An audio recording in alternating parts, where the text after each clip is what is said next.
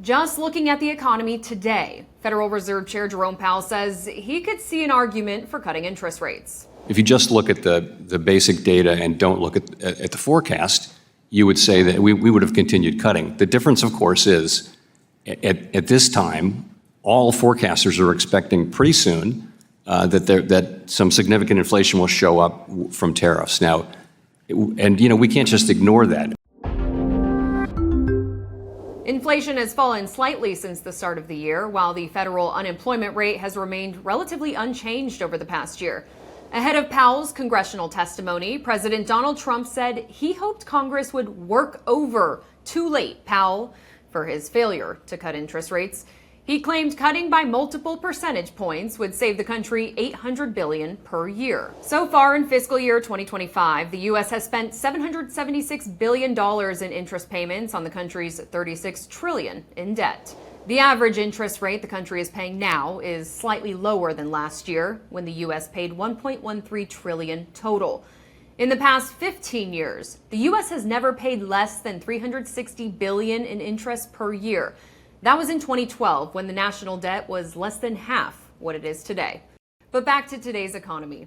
Powell faced some heat from both sides of the political aisle in congressional testimony in front of the House Financial Services Committee. The main focus is why the Fed isn't cutting interest rates. Why aren't we doing what the rest of the world is doing? Is it because we're at full employment? Is it because of those tariffs concerns that you said weren't part of the analysis? Was it energy, groceries, durable goods? Why? We're talking about a housing crisis that is getting worse right now because we're not paying attention to future instability that the current rates, and you can raise your eyebrows and all this stuff behind. I don't know. I mean, do you understand? Like, I come from a community right now that I believe is now being impacted by the current framework that you're putting together. But it's not just people in Congress or the president applying that pressure. In the past week, 2 Federal Reserve Board members said they could support a rate cut during the meeting in July. Do you believe that we are in a position where we may be able to cut rates in July?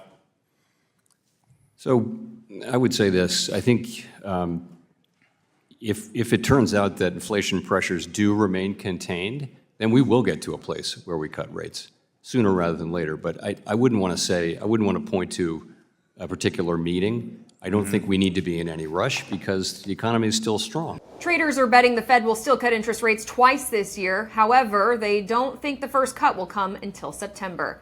For Straight Arrow News, I'm Simone Del Rosario. For more unbiased, fact-based reporting, you can download the Straight Arrow News app.